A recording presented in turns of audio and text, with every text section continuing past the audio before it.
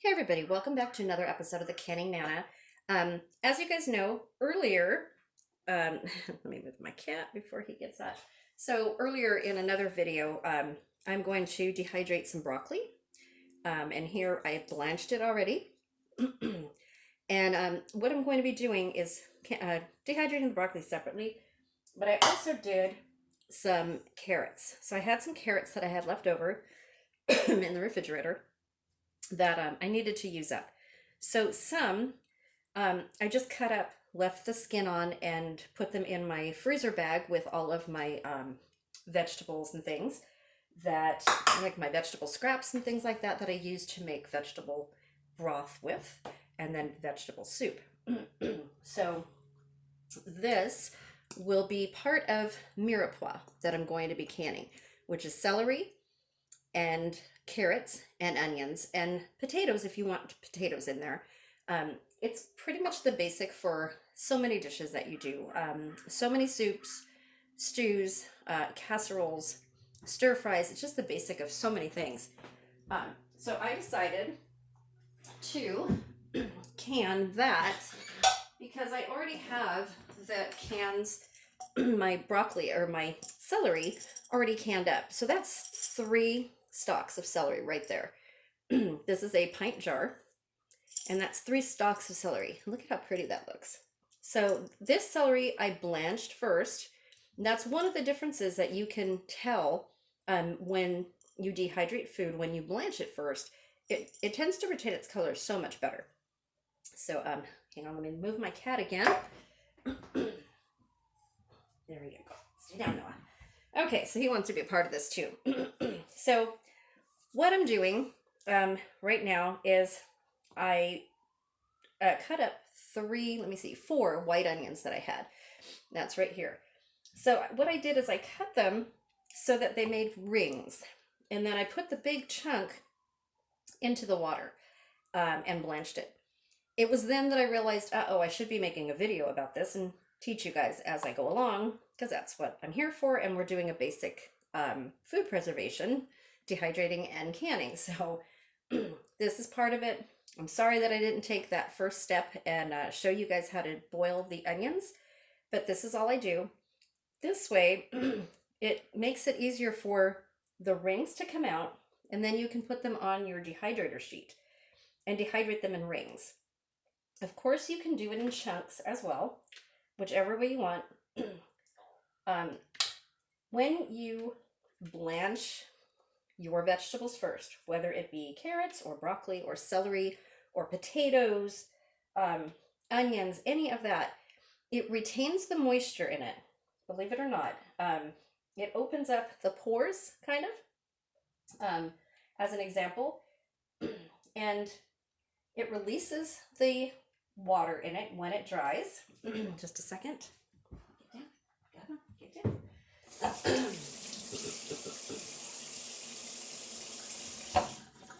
So it releases the water, and then when you rehydrate it, it rehydrates much better. It also retains the nutrients when you blanch it, rather than canning it. Of course, you can can onions and different things. I can it in soups and stews, and I can it in beans. I do zucchini with it, all kinds of things. It does can up really well. But as with anything, you're canning, especially if you pressure can something like this that has to be pressure canned, like onions or vegetables, it will tend to get really mushy, and it loses a lot of the nutrients because of the high temperature it has to be processed at and for the amount of time. So you're processing at least 240 degrees temperature for in a pressure canner, minimum 35 minutes, depending on what you're doing. That's not for onions, that's not for any of this right here. That's just a general ballpark of the minimum that you pressure can for. And when you water bath can, of course, it's about 200 degrees, and it's for not as long, but you cannot can soups or onions or things like that. So, but you can dehydrate them and then add them to soups or stews later. Also, what I like to do with onions, if you have enough onions, you've already dehydrated, you've already done whatever soups or whatever you're doing with your onions, um, you can also make onion powder. And blanching them first like this will give them, keep their color, um, and they'll be nice and crispy when you dehydrate them, which makes it much easier to make a powder out of. So if you're looking into making onion powder, um, things like that, try blanching your onions first. If you've had any trouble with them, make them make sure that they're completely dry before you process them, and go ahead and make a powder out of them. It makes excellent onion powder, you guys. Make your own. You don't have to go to the store and buy onion powder. You can make what's it called? Minced onion, where you just chop. You can dehydrate the onions just like this, and then crumble them or dehydrate or chop them after. And you can have your own minced onions. Do the same with garlic. Onion powder is really easy to do.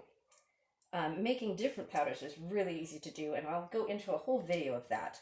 But I just wanted to show you what I'm doing with my onions, because I hadn't really mentioned any onions earlier. I didn't really plan on doing this, but now that I am, I thought I would take you guys along on the ride of all the many things I'm going to be doing today.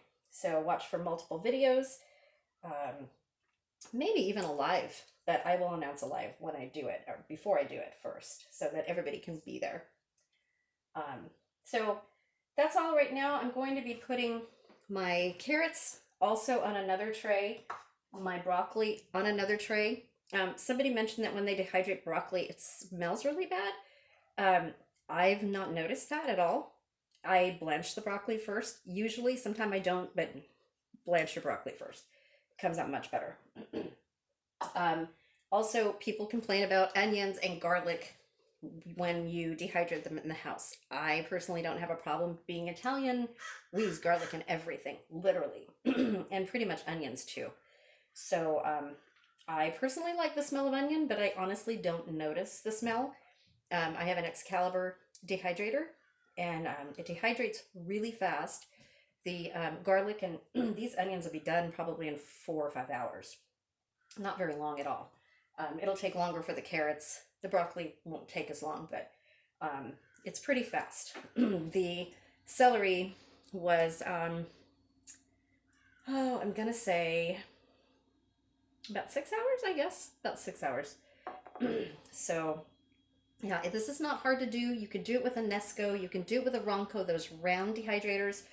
I do have an extra Ronco dehydrator that if somebody is in need of a dehydrator, or if several people are in need of a dehydrator, we can do a contest and give that away as well. It's in perfect condition. It's great. I just don't use it anymore now that I have the 9-tray Excalibur.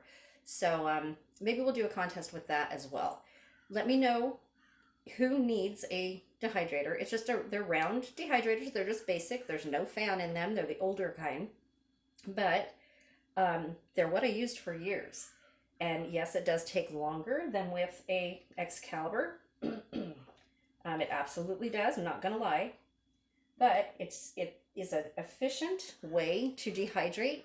If you have, if you're just learning how to dehydrate, it's a really easy way. So if there's anybody that you know, if you yourself need one, let me know. I know I'm kind of peeking in here a little bit. My hair's up. See, everybody, my hair's up. Just caught me on a bad video that one day. I might get yelled at for it, but that's okay. Anyway, I'm going to get going with this. I'll probably be in the video later on, and we'll be talking about some things that I dehydrate and some things that I won't dehydrate ever again. Same goes with canning. We're going to do that too, but I just wanted to show you guys this before I put it in there. My Excalibur. All these onions, they're just a little bit more. I'll put them on a little tray, probably along with the carrots. So, yes, you can do multiple things when you dehydrate. I will not do my sourdough starter, dehydrate that with onions or garlic or anything else. Those are dehydrated completely separate and to be as pure as they can. I touch them as little as possible once I put them on the mats and into the packages. So yeah, those are different. That's something like that that you're giving to other people that you want to do on its own. Same as canning. Be very, very careful with anything that you're making that you're giving to other people. Make sure you follow all the steps, sterilization process, everything, everything. Be extremely careful. Thanks for watching, you guys. See you soon. Oh, and please hit that bell, gong that bell like some other channels say. Hit subscribe so you are alerted for all my new videos that are coming up, and especially for my 5,500 plus subscriber giveaway. We're going to be doing that very soon. Information coming by the end of the day. See you later. Oh, you have to be subscribed to win.